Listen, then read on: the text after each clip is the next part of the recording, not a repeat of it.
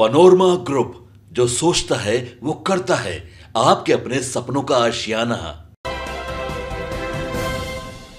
राष्ट्रीय लोक जनशक्ति पार्टी के अध्यक्ष पशुपति पारस को भारतीय जनता पार्टी से झटके पर झटके लग रहे हैं। लोकसभा चुनाव 2024 में दरकिनार किए गए पूर्व केंद्रीय मंत्री पशुपति पारस को आगामी बिहार उपचुनाव में भी बड़ा झटका लगा है। भोजपुर जिले की तरारी सीट से 4 बार विधायक रहे सुनील पांडे ने पारस का साथ छोड़ दिया है और अब वे भाजपा का दामन थामने जा रहे हैं। भाजपा उन्हें आगामी उपचुनाव में टिकट दे सकती है।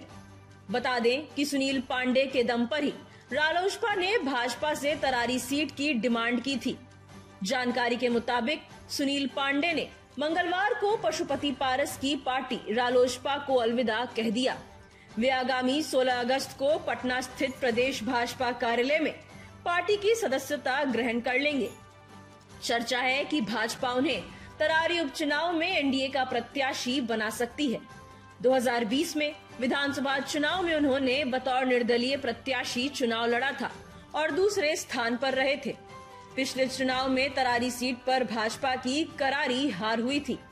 बता दें कि तरारी से विधायक रहे सीपीआई माले के सुदामा प्रसाद गौतम हाल ही में लोकसभा चुनाव में आरा से जीतकर संसद पहुंच गए। उनके इस्तीफे से इस सीट पर उपचुनाव होने हैं। तरारी के अलावा 3 अन्य सीटें रामगढ़, बेलागंज और जमामगंज पर भी उपचुनाव के लिए वोटिंग होगी। एनडीए में बेलागंज जेडीयू तो जमामगंज जीतन राम मांझी की हम के खाते में जाना तय है। अन्य 2 सीटें तरारी और रामगढ़ से भाजपा के प्रत्याशी उतारे जाने की संभावना है। दूसरी ओर सुनील पांडे क्षेत्र के चर्चित नेता हैं। वे मुख्यमंत्री नीतीश कुमार की पार्टी से 4 बार विधायक रह चुके हैं। बता दें, उन्होंने जदयू छोड़ दी और निर्दलीय चुनाव लड़ते रहे। इसके बाद वे पशुपति पारस की रालोसपा में आ गए। पारस की पार्टी ने सुनील पांडे के दम पर भाजपा और जेडीयू पर तरारी सीट पर चुनाव लड़ने का दबाव बनाना शुरू कर दिया। इस बीच भाजपा ने बड़ा खेल करते हुए पांडे को अपने खेमे में ले लिया है।